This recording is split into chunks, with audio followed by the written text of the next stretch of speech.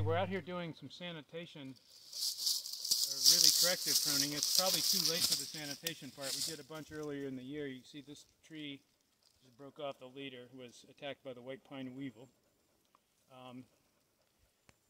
We can see if the pupae are still in here. I doubt it. It's too late, really. They'd be in here. Guess we look for exit holes if them to come out, and I don't see any, so maybe they're still in there. Normally you would collect these and burn them, but here we have to pick a winner now. So looks like it might be this one here is the favorite, so we're going to take them all off except for that.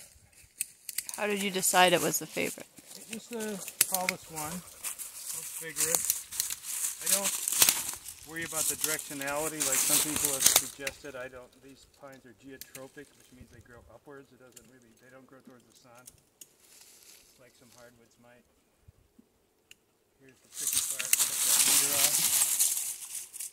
See, we may even have some damage down in there. They went way down. There.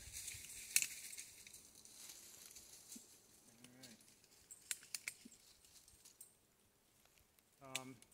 Ideally, that will certainly correct to some degree. You can see the shoots were already beginning to do that, but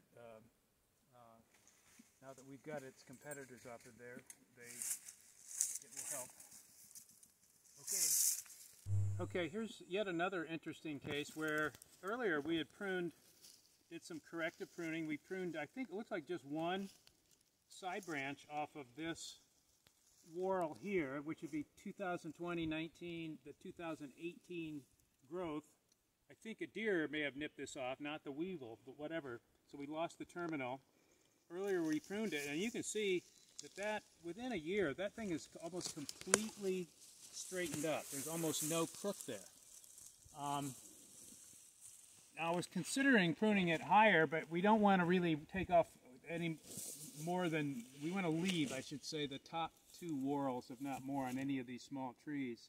Notice that because this was a branch that took over, it only has 3 lateral branches now, which were sub-branches of the branch in this 2019 growth. And then the 2020, notice again, it's forming a more real terminal, right, where we've got 2, 4, 6, 8 at least whorl branches and a leader. So that's what we want. So the pines will sort of figure it out.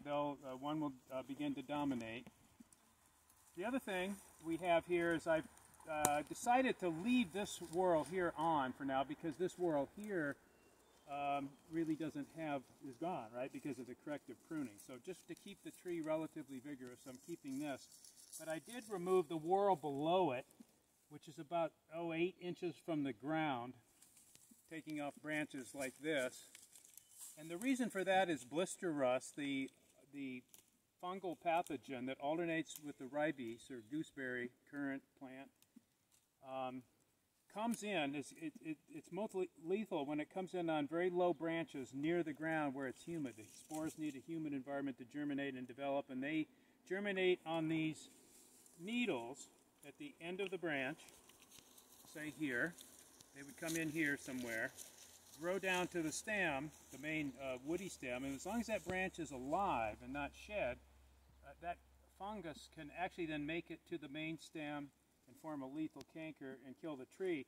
This happens when the seedlings are small. You barely even notice it.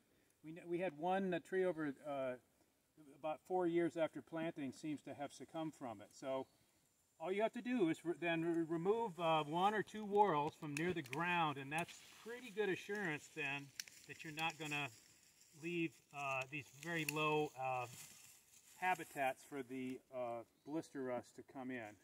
It would be even more secure to take this one off here, but I'm going to err on the side of tree vigor for now. If you look in the stand, we've done this to a lot of these trees. So we're not just doing the silvicultural quality pruning, this is a sort of pre-sanitation. And any infections that you wouldn't necessarily see them that are on these low branches would be, of course, killed, because they no longer have a living substrate to grow on, and they can't reach your target stem. So there.